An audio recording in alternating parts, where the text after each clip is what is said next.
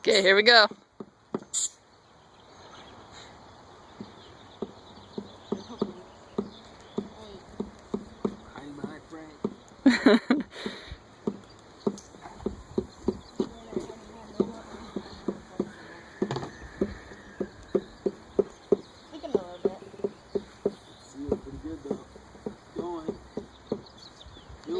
We're at 50 psi. So we'll have to go a lot more. How do you know what psi you're at? 70. From the bottom of the hose feed. 80. This is where the Phoenix goes onto the hose. 90. Go, go, go, watch! Alright, 3, 2, 1.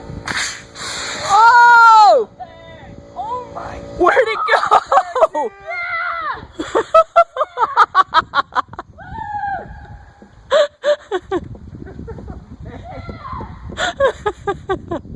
Where's it gonna land?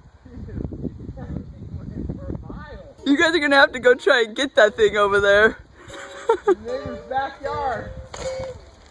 Oh, it's in a tree. Oh man. Daddy, go with him.